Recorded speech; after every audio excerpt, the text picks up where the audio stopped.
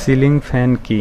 Ceiling fan একটি single phase induction motor যার সেপারেটরের সাথে ব্লেড বা পাখা লাগানো থাকে। ছাদ বা সিলিং হতে এই ফ্যান ঝুলানো হয় বলে একে সিলিং ফ্যান বলা হয়। সিলিং ফ্যান কোন ধরনের motor? Ceiling fan capacitor run motor. Capacitor কোন কয়েলের সাথে সংযুক্ত থাকে? ক্যাপাসিটর স্টার্টিং কয়েলের সাথে সিরিজে সংযুক্ত থাকে।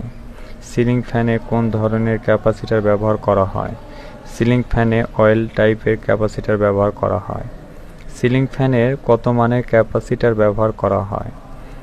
2.5 থেকে 3.5 মাইক্রোফ্যারাডের ক্যাপাসিটর ব্যবহার করা হয়। সিলিং ফ্যানের রেগুলেটর কোথায় এবং কিভাবে সংযোগ করা হয়?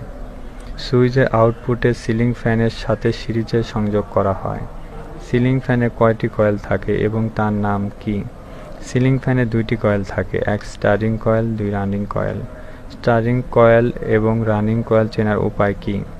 রানিং কয়েলের রেজিস্ট্যান্স কম এবং স্টার্টিং কয়েলের রেজিস্ট্যান্স বেশি থাকে। ফ্যান উল্টা ঘোরার কারণ কি? এখানে ক্যাপাসিটরের কাজ হলো সাইন ওয়েভকে একদিকে প্রেরণ করা। যখন আপনি ক্যাপাসিটর উল্টা লাগাবেন তখন এটি সাইন ওয়েভকে উল্টা দিকে দেবে, এতে ফ্যান উল্টা ঘুরবে। ফ্যান পূর্ণ বেগে ঘুরছে কিন্তু বাতাস লাগছে না, এর কারণ কি? ফ্যানের উপরে পর্যাপ্ত পরিমাণ জায়গা নেই অথবা ফ্যানের পাখার বাঁক কম। ক্যাপাসিটর ছাড়া ফ্যান ঘুরবে কি? হ্যাঁ, ফ্যান ঘুরবে। ফ্যানকে ঘোরায় দিতে হবে, তবে আস্তে আস্তে ঘুরবে। ফ্যান চালু করলে খটখট আওয়াজ হয়, এর কারণ কি? ফ্যানে রাবার বুশ নাই।